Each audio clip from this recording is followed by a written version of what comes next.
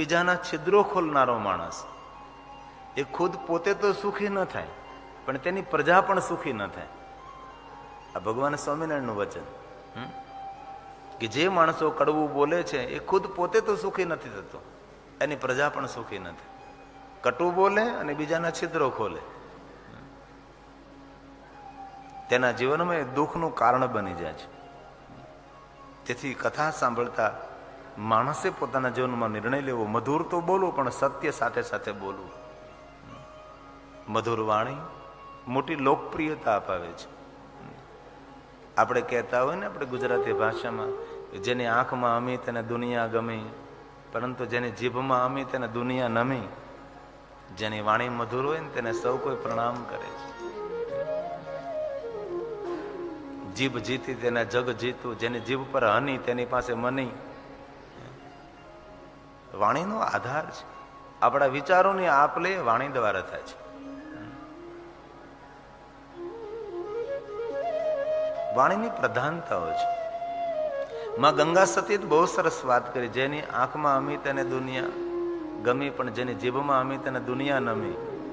પણ માં ગંગા સતી તો આગળ હાલીને એમ કહ્યું છે કે જેની વાણીમાં મધુરતા હોય ને એને તો પૂરું બ્રહ્માંડ પ્રણામ કરે છે. ગાડીમાં બ્રેક ન હોય તો મોટો ખતરો છે, પણ વાણીમાં વિવેક ન હોય તો એના કરતા મોટો ખતરો છે. આમ તમે જુઓ, કટુ બોલનારો માણસ મધ વેચવા બેસે ને તો પણ તેનું મધ ન વેચાય, પણ મધુર બોલનારો માણસ તીખા મરચા વેચવા માટે બેસે ને તો પણ તેના વેચાઈ જાય. કારણ કે જે કાંઈ છે એ આપલે શબ્દોની છે. શબ્દોનું મરમ, શબ્દોની ગરિમા. શબ્દ સૃષ્ટિ છે આખી, શબ્દનો મરમ હોય છે. વાણીનો વિવેક માણસના જીવનનો એક ગુણ છે.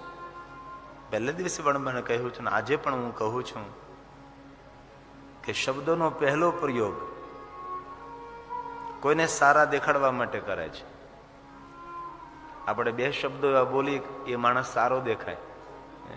શબ્દોનો પહેલો પ્રયોગ કોઈને સારા દેખાડવા માટે, શબ્દોનો બીજો પ્રયોગ કોઈને આશીર્વાદ આપવા માટે, કોઈને શુભકામના આપવા માટે, કોઈને ધન્યવાદ આપવા માટે, શબ્દનો ત્રીજો પ્રયોગ સમૃદ્ધ બનવા માટે. વ્યવહાર કુશળ, શબ્દ સમૃદ્ધિ તમારી પાસે, શબ્દ સ્મૃતિ આપણી પાસે હોવી જોઈએ. આ સતીમાં દરેક પ્રકારના ગુણ છે. સતી યુવાન છે અને શિવપુરાણમાં આટલું સુંદર વર્ણન કર્યું છે કે સતીએ કેવા કેવા વ્રતો કર્યા છે. જેટલા વ્રતો કહેવાય ને એટલા બધા જ વ્રતો સતીએ પોતાના ઘરની અંદર રહીને કર્યા છે. નંદા વ્રતથી લઈને, ચાંદ્રાયણથી લઈને, ત્રયોદશીથી લઈને એક એક વારના વ્રત, સોમથી લઈને રવિ સુધીના વ્રતો આ સતીએ કર્યા છે. ભવાની છે, વિશ્વ માલકીન છે, તો પણ કેટલા વ્રતો, એક પણ વ્રત સતીએ છોડ્યું નથી. કઠિનમાં કઠિન વ્રતો આ સતીએ કર્યા છે. વ્રત એ તપ છે, વ્રત એ સાધના, વ્રત એ અનુષ્ઠાન છે, વ્રત એ પરમાત્માનું શ્રેષ્ઠ આરાધન છે. સતીને સંતોષ નથી. સતી પોતાની માતા વીરણીને એમ કહે છે કે માં તું તો જાણે ને હું મહાદેવની પરમ ભક્ત છું. માં, મહાદેવને મારે પતિ તરીકે પ્રાપ્ત કરવા છે અને શંકર ભગવાન સાથે મારે વિવાહ કરવા છે. માં તું જો આ કહે ને તમારે વનમાં જઈને કઠિન તપ કરવું છે અને ભગવાન મહાદેવને મારે મેળવવા છે. વીરણી ખૂબ પ્રસન્નતા વ્યક્ત કરે છે અને કહે છે કે સતી તમે વનમાં તપ કરવા જઈ શકો છો. આપના પિતા દક્ષની આજ્ઞા મેળવી લો. માં તું મારી સાથે આવો. માન પુત્રી બંને દક્ષની પાસે જાય છે અને કહે છે કે આપણા પુત્રી સતી વનમાં તપ કરવા જવાનું કહે છે, તમે શું કહો છો? દક્ષ કોઈ પણ પ્રશ્નોત્તરી કર્યા વગર પોતાના પુત્રી સતીને વનમાં તપ કરવાની છૂટ આપે છે. અને એ સતી પોતાની યુવા અવસ્થાની અંદર મહાદેવને મેળવવા માટે તપ કરવા માટે તૈયાર થાય છે. નગરના ડાયા અને સજ્જન માણસો સતીને મળવા માટે આવે છે અને કહે છે કે સતી મેં સાંભળ્યું છે કે તમે વનમાં તપ કરવા જાઓ છો. સતી કહે છે આ ડાયા માણસો, સજ્જન માણસો સતીને બહુ ધન્યતા આપી છે કે સતી ધન્ય છો આપ. યુવાનીમાં તમે તપ કરવા જાઓ છો, તમારું જીવન સાર્થક બની જશે, તમારું જીવન ધન્ય બની જશે. અને તપ કરવાનો કોઈ સમય હોય તો યુવાની જ હોઈ શકે ને. વ્રત, સાધના, અનુષ્ઠાન, ઉપાસના, જપ, તપ એ યુવાનીમાં કરવાનું છે. એ સમય ગયો. હવે ગઢપણમાં ગોવિંદ ગાશું. પહેલા પ્રથમ તો એ જ ખબર નથી કે જીવનમાં ગઢપણ આવે કે ન આવે. જીવનનું મોટું રહસ્ય છે કે ક્યારે આંખ બંધ થાય દુનિયાના કોઈ માણસને ખબર નથી. તેથી ડાહ્યો માણસ તેને કહેવાય છે પોતાના મૃત્યુને નિરંતર યાદ રાખે, પોતાના મૃત્યુને સામે રાખે. એને મહાપુરુષે મેઘાબુદ્ધિ કહ્યો છે કે જે માણસ પોતાના મૃત્યુને સદૈવ યાદ રાખે છે. આપણે જાતને આપણે પૂછીએ, આપણે કેટલી વાર આપણા મૃત્યુને યાદ રાખીએ છીએ? નહીં. મૃત્યુને સામે રાખવાનું છે. ધીરે ધીરે આપણે ગતિ વધી રહી છે. જીવન એટલે શું? જન્મથી મૃત્યુ સુધી વચ્ચેનો સમય તેને જીવન કહેવાય. રસ અને તરસના કિનારાઓ વચ્ચે વહેતો પ્રવાહ એ જીવન. આશા અને નિરાશાઓની વચ્ચે વહેતો પ્રવાહ જીવન. સુખ અને દુઃખની વચ્ચે અટવાતો પ્રવાહ એ જીવન. જીવન બીજું શું છે?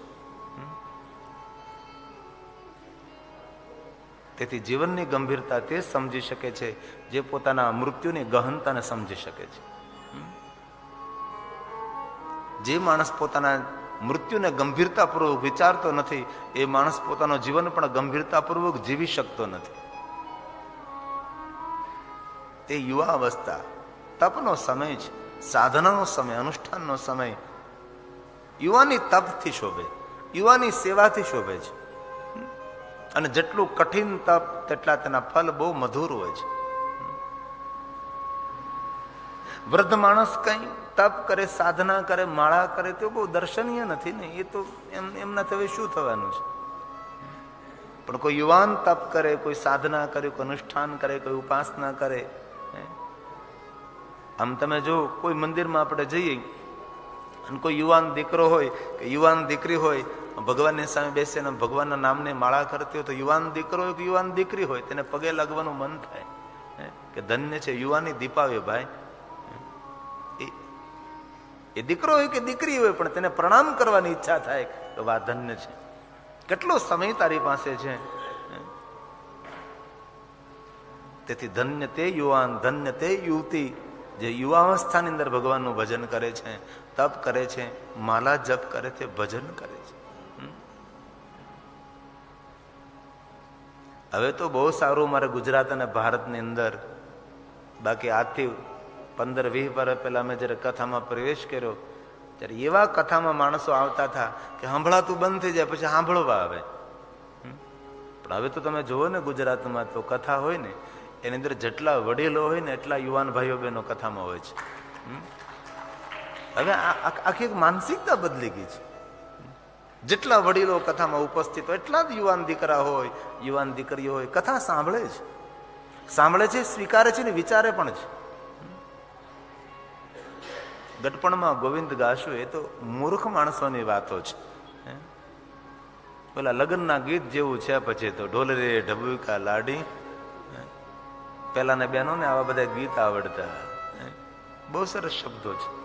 દીકરીની વિદાય થતી હોય અને ઘરની ઓસરીની કોરે બેઠી બેઠી બહેનો બધી ગાતી હોય, લાંબા રાગે લાંબા ઢાળે અને દીકરીની વિદાયની તૈયારીઓ થઈ રહી હોય. આમ કેવું વાતાવરણ આખું પલટી નાખે.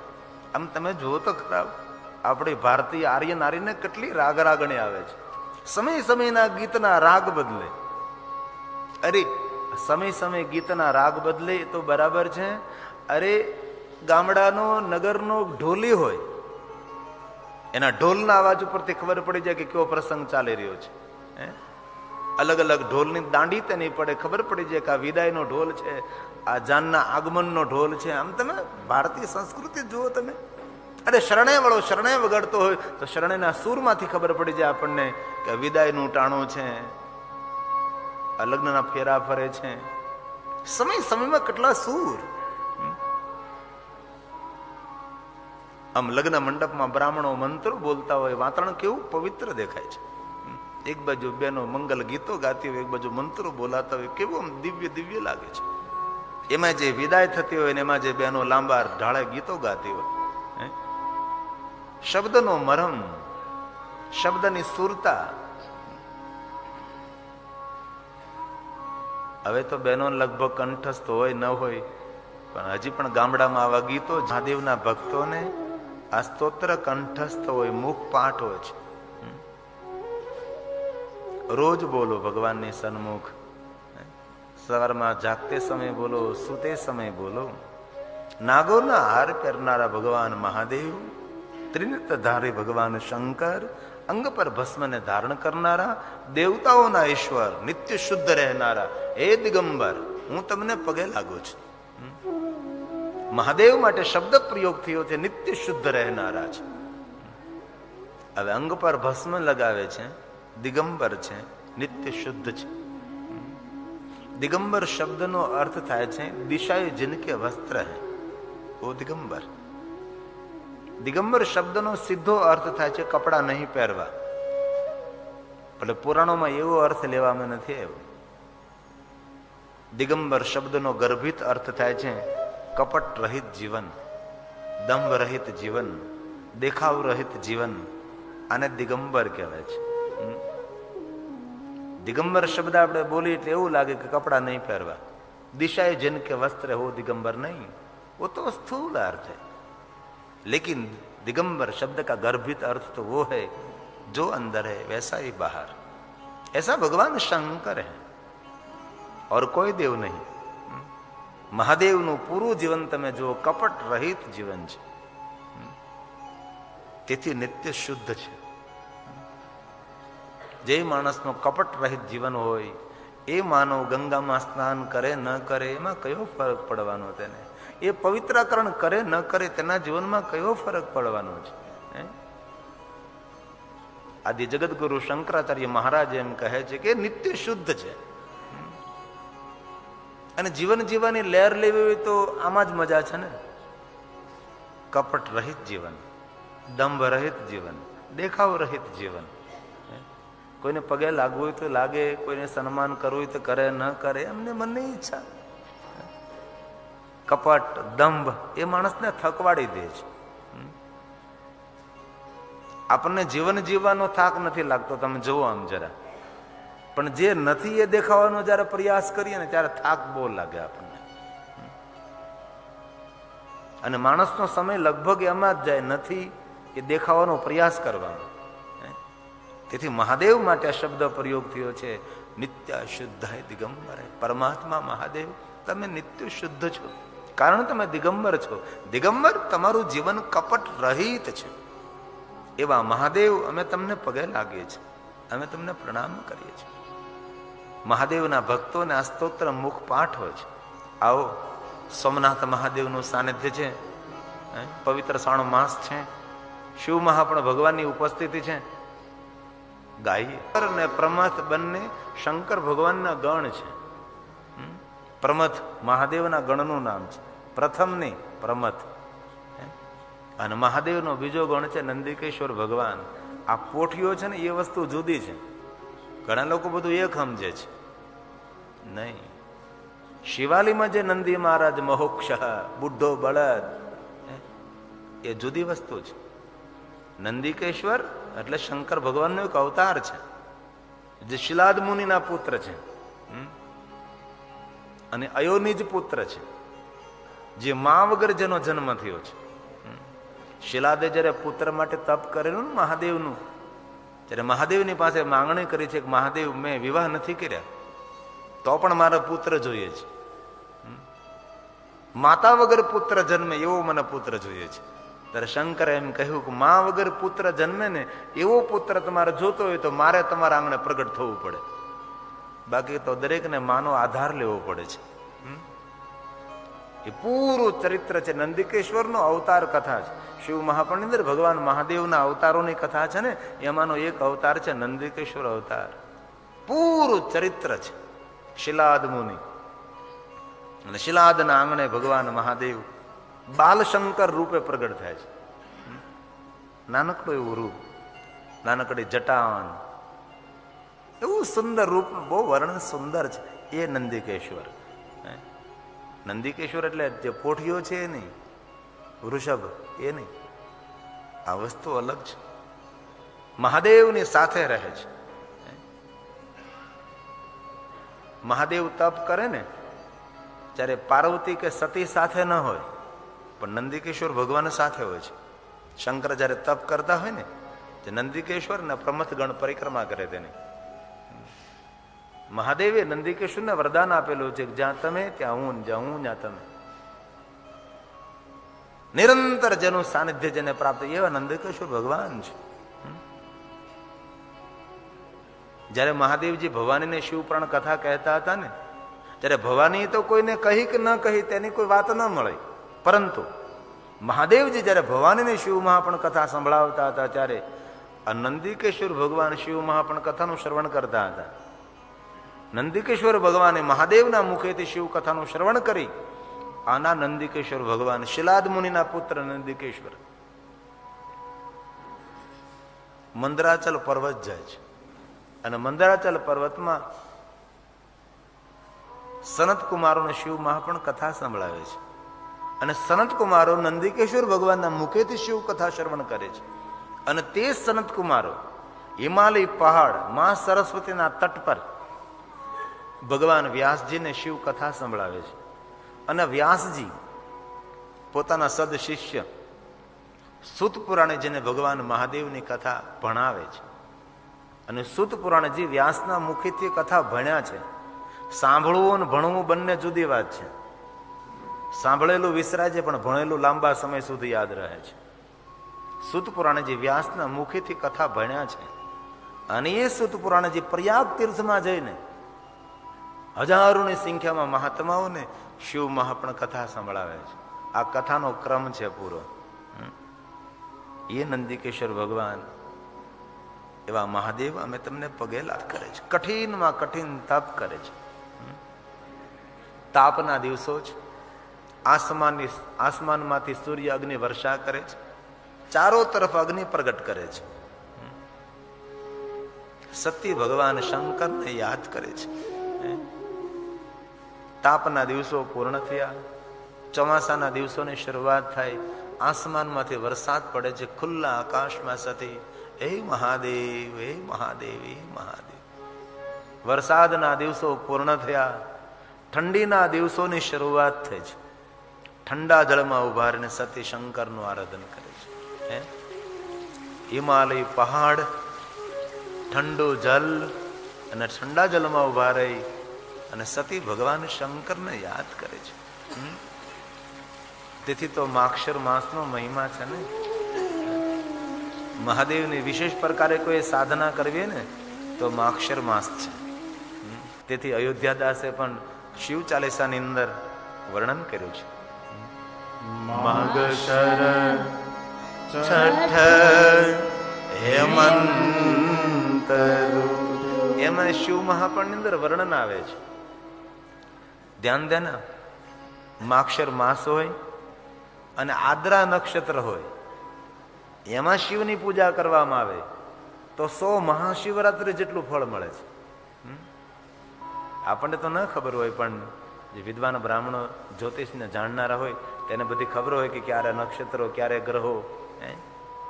માક્ષર માસ ને આદ્રા નક્ષત્ર, એ સમયે શિવની પૂજાનો બહુ મહિમા. કારણ કે તે સમયે ભગવાન મહાદેવજી આસમાનમાંથી પાતાળ સુધી અગ્નિસ્તંભ સ્વરૂપે પ્રગટ થયેલા એ માક્ષર માસ આદ્રા નક્ષત્રમાં, અને લિંગ સ્વરૂપે પ્રગટ થયા એ મહાશિવરાત્રિ છે. તેથી ક્યારે અવસર મળે તો માક્ષર માસમાં વિશેષ પ્રકારે દાસ ભગવાન મહાદેવ પાસે વરદાન માગે છે કે પ્રભુ, જે કોઈ નિત્ય શિવ ચાલીસાનો પાઠ કરે ને એને દરેક કામના તમે પૂરી કરજો. આમાં જેને મુખપાઠ હોય ને તેને ખબર હોય 7 મિનિટ લાગે. મહેમન સ્તોત્ર તો આપણને અઘરો પડે ભાઈ, 20 મિનિટ લાગે કંઠસ્થ હોય તો, પણ શિવ ચાલીસાનો 7 મિનિટ જે રોજ કરે ને નિત્ય, એના માટે વચન આપેલું છે, ધન નિર્ધન કો દિત સદાહી, જો કોઈ જાસે હો પલ પાય. આમાં અનેક શિવ ભક્તો ભાઈઓ બહેનોને શિવ ચાલીસા કંઠસ્થ હોય એને રોજ બોલતા હોય છે. અંતિમ પંક્તિમાં ભગવાને વચન આપેલું છે. અયોધ્યાદાસે માગ્યું છે કે જે કોઈ નિત્ય પાઠ કરે અને જે કોઈ તપ કરે તેનો જય જયકાર દેવતાઓ નિરંતર કરતા રહે છે. આ ધરતી પર દેવ કોણ?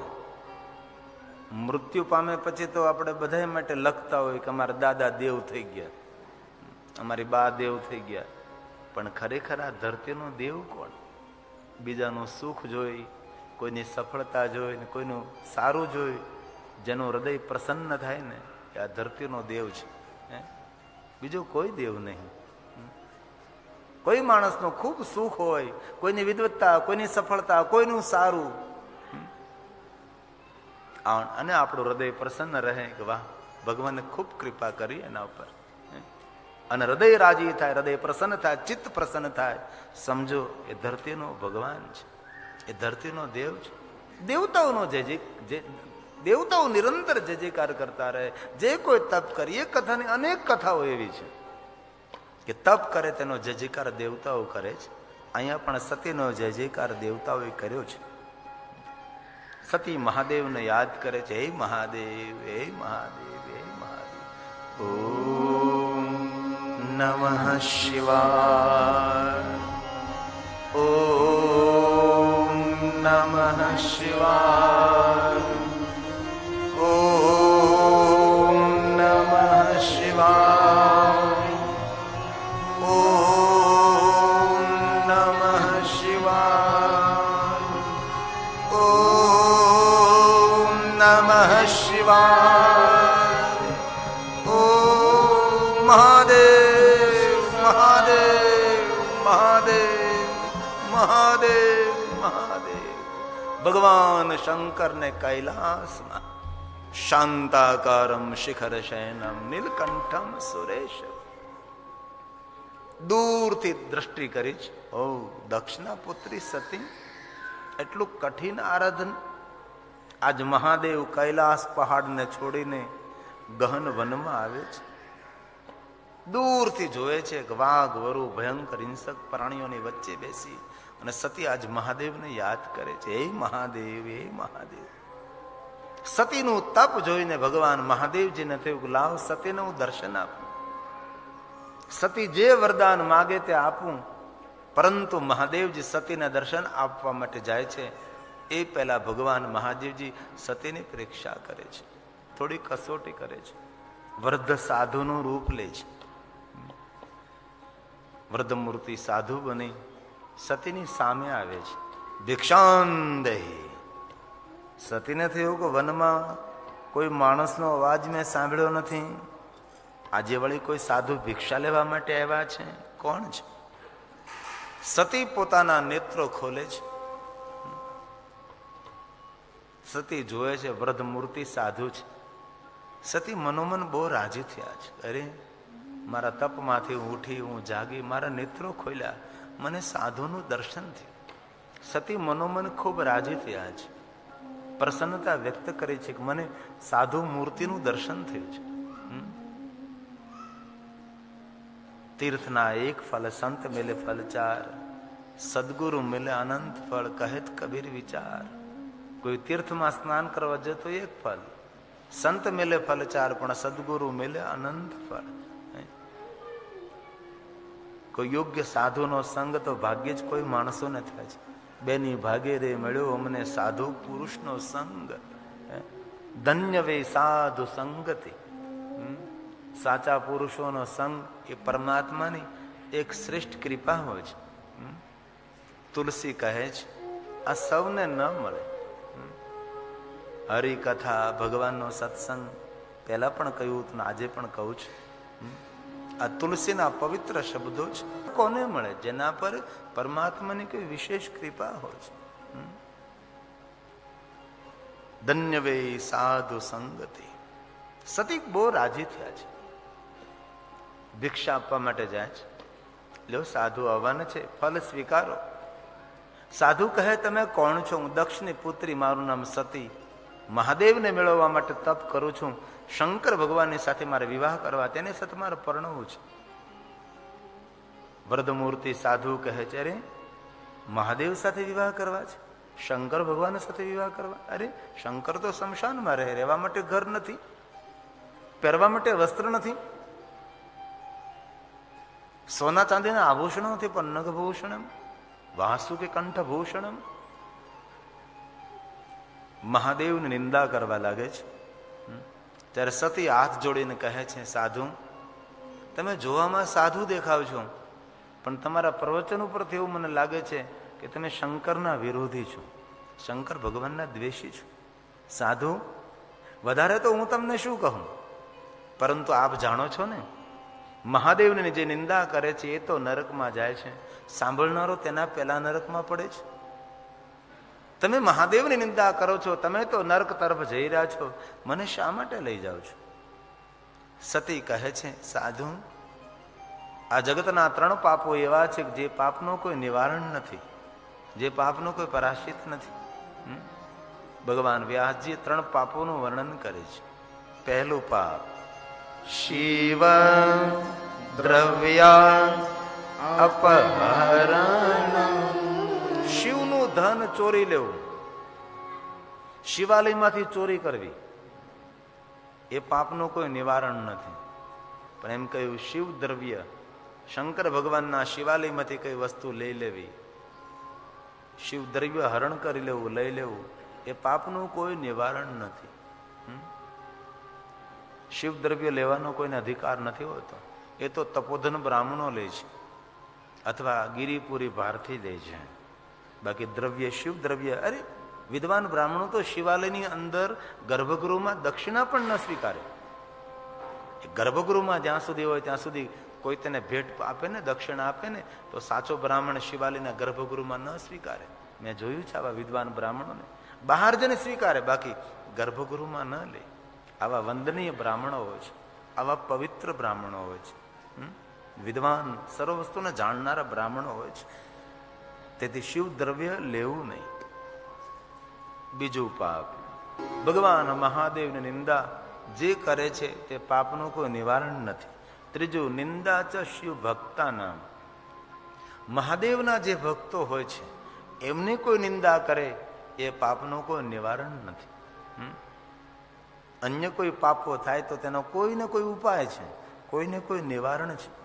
તેથી આજે સતી હાથ જોડીને કહે છે, સાધુ તમે મહાદેવની નિંદા કરો છો, શિવ નિંદા કરનારો માણસ નરકમાં પડે છે. તમે સાધુ વેશમાં શંકરની નિંદા કરો છો. અરે હું તો તમારા ભલા માટે કહું છું, તમારા હિત માટે કહું છું. શંકરને કોઈ સગા નથી, કોઈ સંબંધી નથી. અરે તમે જાણો છો શંકરને કોઈ માતા નથી, કોઈ પિતા નથી, શંકર તો અનાથ છે. ત્યારે સતી કહે છે, સાધુ હું જાણું છું શંકર અનાથ છે, પણ થોડુંક સારું બોલતા શીખો તમે.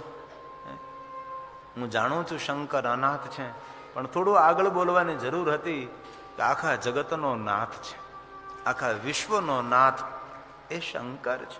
અરે મહાદેવની કોઈ નિંદા કરતો હોય અને તેનું મુખ જોવાઈ જાય તો પણ સ્નાન કરવું પડે છે. ક્યારે શમશાનમાં જાઓ ને સ્નાન ન થઈ શકે, કોઈ માણસને અટકી જાઓ ને સ્નાન ન થઈ શકે, પરંતુ કોઈ મહાદેવની નિંદા કરતો હોય અને એનું મુખ જોવાઈ જાય તો જરૂર ઘરે આવીને સ્નાન કરી લેવું. શિવ નિંદા કરનાર માણસનું મુખ જોવાથી અપવિત્રતા આવે છે. મહાદેવ નિંદા કરનાર માણસનું મુખ જોયા બાદ સ્નાન કરવું પડે છે, પવિત્રકરણ કરવું પડે છે. તમે જોવામાં સાધુ છો પણ શંકર ભગવાનની નિંદા કરો છો, તમારું મુખ જોવું મારા માટે પાપ છે. સતીએ પોતાના કાન બંધ કર્યા, સતીએ પોતાનું મુખ બંધ કર્યું, સતીએ પોતાની આંખ બંધ કરી છે. જે સતી બહિર્મુખ હતી એ સતી અંતર્મુખ થઈ છે.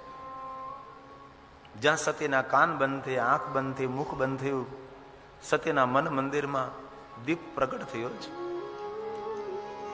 સતી આજ ભગવાનને ઓળખી ગઈ છે. સતીને થયું કે જેની સાથે વાદ વિવાદ કરું છું એ કોઈ સંન્યાસી નથી, એ તો અવિનાશી, એ તો કૈલાસી, એ તો સાક્ષાત શંકર ભગવાન છે. જેની સાથે વિવાદ કરું છું, મારી ભક્તિની પરીક્ષા કરવા માટે મારી સામે શિવની નિંદા કરે, ખુદ શંકર છે. સતી આજ ભગવાન મહાદેવને ઓળખી જાય છે, પણ ક્યારે? સતીએ કાન બંધ કર્યા, સતીએ મુખ બંધ કર્યું, સતીએ આંખ બંધ કરી છે. ભગવાનની નિકટ જવા માટે બહિર્મુખની અંતર્મુખ, ભગવાનને ઓળખવા માટે દૂરદર્શન ઓછું, અંતરદર્શન વધારે. અરે દૂરદર્શન કરવાથી તો અંતરદર્શન ખોરવાઈ જાય છે. આજે માણસોની દુર્દશા તમે જુઓ, સાંજે ભોજન કરીને 8:30 બેસી જાય ટીવીની સામે, કેટલું કેટલું જોવે છે. જ્યાં સુધી નિંદર ના આવે ત્યાં સુધી જોતા રહે છે. અને મનોવિજ્ઞાનનો એક નિયમ છે, અંતિમ સમયે જે તમે ચિત્ર જુઓ ને જે તમે વિચાર કરો એ આખી રાત દિમાગમાં તરતો રહે છે. સવાર સુધી એના એ તરંગો દિમાગમાં રહે છે. તે થોડા સાધુ પુરુષો કહે છે, નિંદર આવે ત્યારે ભગવાનનું ખૂબ ભજન કરો, જેથી કરીને આખી રાત્રિ નિંદ્રા સમાધિ સ્થિતિ તરંગો પરમાત્માના નામની અંદર તરતા રહે. પણ બહુ ઓછા માણસો, ઘણા લોકોને જોઈને તો ટીવી શરૂ રહે ને પોતે બંધ થઈ જાય, પોતે સૂઈ ગયો હોય, નિંદ્રા આવી જાય. અને તમે જો નિંદ્રાનો એક નિયમ છે, આપણને મારી સાથે વિવાહ કરો, પિતાંબર શ્વેતાંબર લીલાંબર, સોના ચાંદી હીરા મોતી રત્ન જડિત મુકુટ સાથે, આમ ભૂતનાથની જેમ નહીં પણ દિવ્ય રૂપને ધારણ કરી મારી સાથે વિવાહ કરો. ભગવાન શંકર સતીને વરદાન આપે છે. અને ભગવાન મહાદેવજી કૈલાસ જાય છે. સતી પોતાનું તપ પૂર્ણ કરી પરજેશ નગર પધારે છે. નગરવાસીઓ સ્વાગત કરે છે. માતા વીરણીને વાત કરે છે, માં વીરણી, ભગવાન મહાદેવે મને દર્શન આપ્યા અને ભગવાન મહાદેવજી મારી સાથે વિવાહ કરવા માટે આ કહે છે. વીરણી પોતાની પ્રસન્નતા વ્યક્ત કરી છે. દક્ષની આગળ વાત રજૂઆત કરી છે. દક્ષ ખૂબ રાજી થયા છે. પોતાના પુત્રી સતીના વિવાહ કરવા માટે દક્ષ તૈયાર થાય છે. વિશ્વકર્માજી ગર્ગાચાર્ય મહારાજ સપ્તઋષિ નારદને આમંત્રિત કરે છે. સતીની વિવાહ પત્રિકાઓ તૈયાર થાય છે. વિવાહ પત્રિકા તૈયાર કરી અને ગર્ગાચાર્ય સપ્તઋષિ નારદ ભગવાન મહાદેવની પાસે કૈલાસ તરફ જાય છે. અહીંયા દક્ષ વિશ્વકર્માજીને કહે છે, વિશ્વકર્માજી, મારા પુત્રી સતીના વિવાહ છે, નગરની સુંદરતામાં વૃદ્ધિ કરો, સુંદર દ્વાર બનાવો, સુંદર મંડપ બનાવો, નગરની શોભામાં વૃદ્ધિ અભિવૃદ્ધિ કરો. વિશ્વકર્માજીને આજ્ઞા મળે છે અને નગરને શણગારવા લાગ્યા છે. સુંદર દ્વારો ઉભા કર્યા છે, સુંદર મંડપ, નગરને સજાવવા લાગ્યા, નગરની સજાવટમાં વૃદ્ધિ કરી છે, નગરની શોભામાં વૃદ્ધિ થવા લાગે છે. અહીંયા સપ્તઋષિ નારદ ગર્ગાચાર્ય મહારાજ મહાદેવની પાસે કૈલાસમાં જાય છે. લ્યો મહાદેવજી, આપના વિવાહની પત્રિકા, કરો વિવાહની તૈયારી, સૌને આમંત્રણ નિમંત્રણ આપો, તમારા વિવાહમાં સૌ પધારે. ભગવાન મહાદેવ કહે છે, ગર્ગાચાર્ય સપ્તઋષિ નારદ, કોણ તૈયારી કરે? ન માતા, ન પિતા, ન બંધુ. જાઓ ઋષિઓ, સૌને આમંત્રણ નિમંત્રણ આપો. આપ ગર્ગાચાર્ય મહારાજ સપ્તઋષિ નારદ નીકળે છે. ભુવનમાં સૌને આમંત્રણ મળે છે. ભગવાન મહાદેવના વિવાહમાં પધારવા માટે સૌ પધારે છે. ઇન્દ્ર ઇન્દ્રાણી આવે છે, બ્રહ્મા બ્રહ્માણી, વિષ્ણુ લક્ષ્મીજી આવે છે, કુબેર વરુણ આદિ આદિ દેવતાઓ સૌ કૈલાસમાં પધારે છે. ભગવાન મહાદેવ પથ્થરની શિલા પર બિરાજમાન થઈ સૌને આવકારે છે. જે જે દેવતાઓ આવે છે તે સૌને આવકાર આપે છે. પ્રસન્ન મુખ મુદ્રા છે. ભગવાન મહાદેવ પથ્થરની શિલા પર જાનમાં જવા માટે દેવતાઓ સુંદર શણગાર કરી, દેવતાઓ તૈયાર થઈ અને કૈલાસમાં આવી પહોંચ્યા છે. ભગવાન મહાદેવ બિરાજે છે. શંકર ભગવાનના વિવાહની તૈયારીઓ થવા લાગી છે.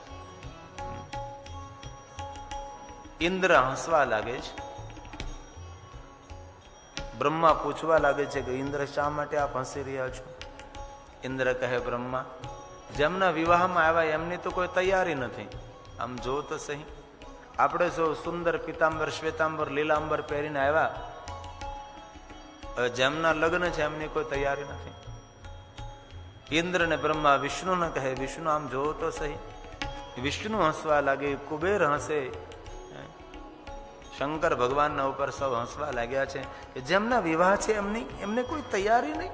આપણે સૌ શણગાર કરીને સુંદર વસ્ત્ર પરિધાન ધારણ કરીને આવી પહોંચ્યા.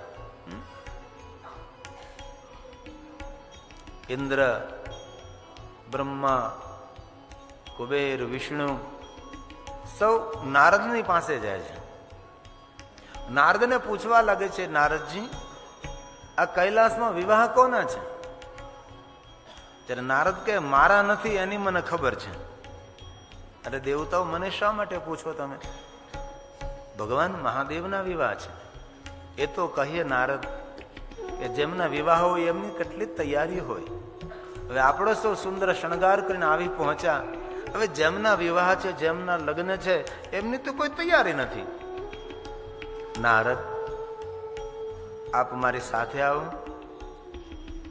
દેવતાઓ અને દેવગુરુ બૃહસ્પતિ અને નારદ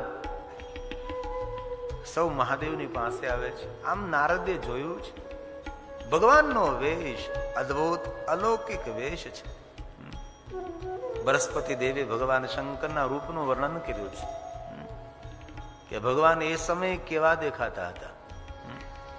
અતિ ભયાનક, અતિ વિકરાળ. દેવગુરુ બૃહસ્પતિના મુખના શબ્દો છે, ભગવાન તમે જોવામાં બહુ જટિલ દેખાવ છો, પણ પરમાત્મા તમારું મૂળ રૂપ તો રુદ્રાય છે. રુદ્રાય એટલે અતિ કરુણ, કપરદી એટલે જટિલ, અતિ ભયાનક ભીમાય એટલે અતિ ભયાનક વિરાટ. ભીમ એટલે વિરાટ. પણ તમારો સ્વભાવ અતિ કોમળ છે. તમારી જટા તો કે વ્યોમ કેશાય, આખું આકાશ એ તમારી જટા છે. તમે દેવતાઓના ઈશ્વર છો. સુરેશાય, વ્યોમ એટલે આકાશ, વ્યાલ એટલે સર્પ, વ્યોમ એટલે આકાશ, વ્યોમ કેશાય, કેશ એટલે વાળ.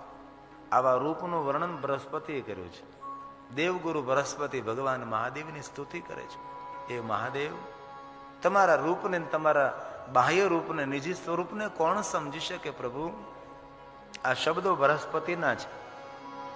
નમો રુદ્રા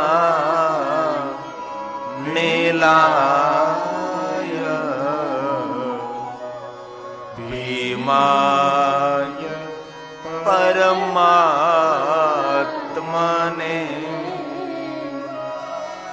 કપરદીને સુરેશાય વ્યોમ કેશાય વે નમઃ વ્યોમ કેશાય વે નમઃ. કપરદી નો અર્થ થાય જટા જૂટ ધારી. કેવી શંકરની જટા?